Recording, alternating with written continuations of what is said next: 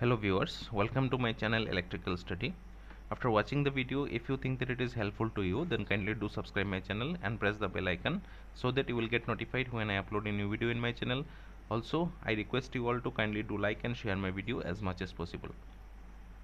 DC machine में हम लोग प्रीवियस वीडियो में डिस्कस कर चुके हैं कि किस तरह से हम लोग सेपरेटली एक्साइटेड और सीरीज शंट मशीन का और कंपाउंड में शॉर्ट शंट मशीन का किस तरह से हम लोग सर्किट डायग्राम को यूज़ करके न्यूमेरिकल फार्मूला को लिख सकते हैं। ओके, सो अगर आप लोगों ने अभी तक वो वीडियो को वॉच नहीं किए तो उसका जो लिंक होगा वीडियो का डिस्क्रिप्शन बॉक्स में होगा।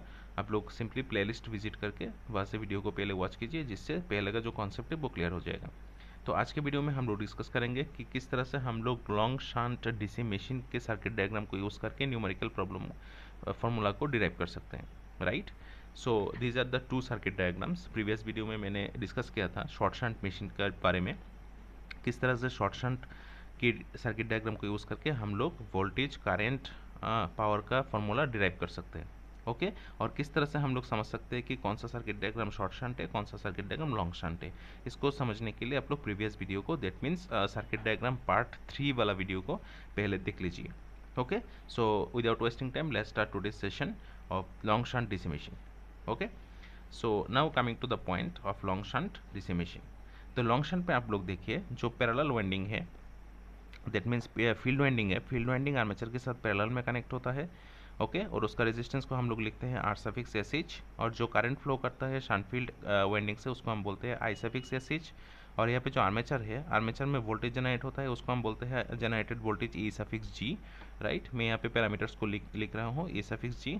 और यहाँ पे अगर वोल्टेज जनरेट होगा तो ऑब्वियसली करंट भी जनरेट होगा, करंट को हम लिखते हैं आर्मेचर करंट। और जो आर्मेचर होता है, आर्मेचर में कंडक्टर्स होता है, कंडक्टर्स का रेजिस्टेंस जो होता है उसको हम लिखते हैं R suffix A, that means armature resistance, right. तो जो आर्मेचर करंट है उसका डायरेक्शन आप लोग देख सकते हैं अपवर्ड डायरेक्शन में है, राइट। और सीरीज फील्ड वाइंडिंग को हम लोग इसी ब्रांच में कनेक्ट करते हैं। तो सीरीज फील्ड वाइंडिंग का जो रेजिस्टेंस है उसको हम लिखते हैं आर सफिक्स एसी। ओके, और जो करंट फ्लो करता है सीरीज फील्ड वाइंडिंग से उसको हम लिखते हैं I suffix AC. Okay, so that means armature current और सीरीज फील्ड वाइंडिंग का करंट का डायरेक्शन क्या होता है, सेम होता है। इसके बाद ऊपर में क्या है, एक नोट पॉइंट है, उसको हम पॉइंट ए से हम डिनोट करेंगे। ओके, नोट पॉइंट में जो आर्मेचर करंट है और सीरीज फील्ड करंट है वो दोनों सेम होता है, और इस पॉइंट पे जाने के बाद वो स्प्लिट होता है दो कंपोनेंट में, एक होता है शंट फील्ड करंट और दूसरा होता है लोड करंट। इसके बाद हमारा दोनों टर्मिनल यहाँ पे है, हम इसको नाम देते हैं बी और सी। इन दोनों टर्मिनल के बीच में हमारा जो लोड होता है, लोड कनेक्टेड होता है। So this is all about the components of this circuit diagram. Now coming to the mathematical formula. So first of all हम लोग यहाँ पे लिख सकते हैं, क्योंकि सीरीज फील्ड वाइंडिंग और आर्मेचर सीरीज में कनेक्टेड है, सेम ब्रांच में कनेक्टेड है, इसीलिए जो आर्मेचर करंट होगा वो सेम करंट हमारा सीरीज फील्ड वाइंडिंग से पास होगा। ओके, सो यह से हम लोग लिख सकते हैं, हमारा जो फर्स्ट फॉर्मूला आता है उसको हम लिख सकते हैं I suffix A C, that means series field current will be equal to armature current. Okay, so क्यों हम लोग इन दोनों को इक्वल से लिख सकते हैं, क्योंकि देखिए दोनों जो करंट है वो सेम ब्रांच में है, सेम ब्रांच में अगर होगा वो सीरीज में कनेक्ट होगा, सीरीज में क्या होता है, करंट सेम होता है, राइट। सो इसीलिए हम लोग सीरीज फील्ड करंट और आर्मेचर करंट को सेम यहाँ पे लिख सकते हैं। इसके बाद जो करंट है वो नोड ए पॉइंट में जाएगा, नोड ए पॉइंट में सीरीज फील्ड वाइंडिंग क्या होता है, इनकमिंग करंट, और आई एस एच और आई एल दोनों कंपोनेंट में स्प्लिट हो जाएगा, दैट मीन्स आउटगोइंग करंट में कन्वर्ट हो जाएगा। तो अगर इस ए पॉइंट में हम लोग किरचॉफ्स करंट लॉ को अप्लाई करें तो according to Kirchhoff's current law, the sum of all incoming current at a particular node will be equal to the sum of all outgoing current, right। तो यहाँ पे incoming current कौन सा है, series field और armature current है incoming current, और outgoing current कौन सा है, आई एस एच और I L. So that means ये क्या होगा, इक्वल होगा I L plus I S H. Okay, according to Kirchhoff's current law मैं यहाँ पे लिख सकता हूँ अकॉर्डिंग टू के सी एल। अगर हम नोट पॉइंट में के सी एल अप्लाई करेंगे तो हम लोग इसको लिख सकते हैं, right. Coming to the next point, next point is series field current को अभी हम डिटरमाइन कर चुके हैं, अभी शंट फील्ड करंट के बारे में डिस्कस करेंगे। तो शंट फील्ड करंट जो होगा वो हमारा होगा V by R S H. So क्योंकि ये डीसी सर्किट है इसमें डायरेक्टली ओम्स लॉ अप्लाई होता है, so according to Ohm's law हम लोग लिख सकते हैं V equal to I R, so that means जो करंट होगा वो होगा V बाई आर। ओके, इसीलिए हम लोग शांतफील्ड करंट को लिख सकते हैं V by R S H. अभी आर एस एच तो पता है, वो उसी ब्रांच का रेजिस्टेंस होता है। सो वोल्टेज कौन सा होता है, यहाँ पे देखिए वोल्टेज मतलब क्या होता है, V क्या है, V है voltage across the load, that means branch B C. Okay, so अभी अगर मैं यहाँ पे एक नाम यहाँ पे सजेस्ट करूँ, for example D E.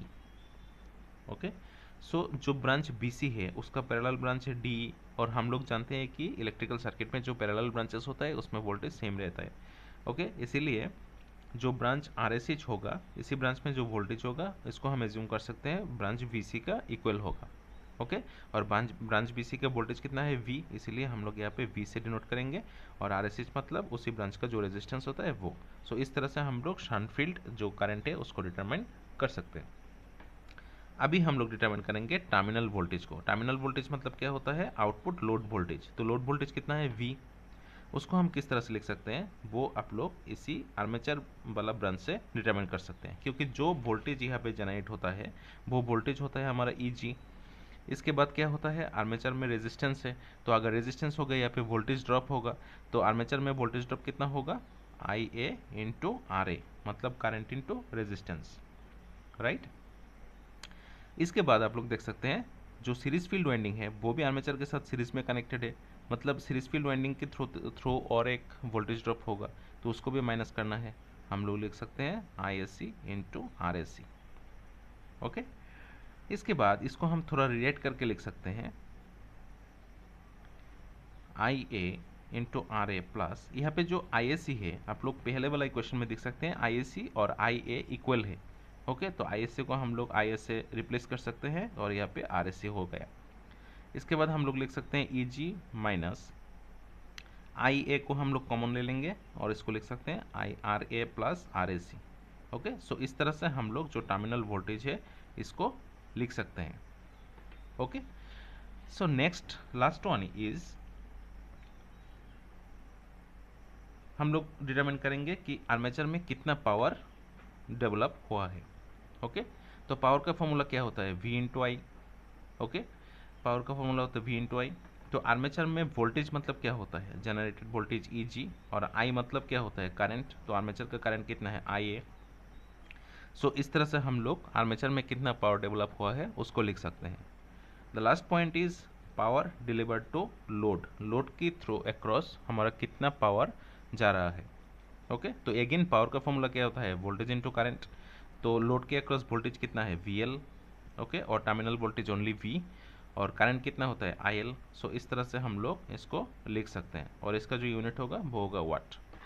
So I hope all of you have understood each and every steps of this numerical formula, means how to write the numerical formula using circuit diagram. Still you have any queries, you can ask in comment section.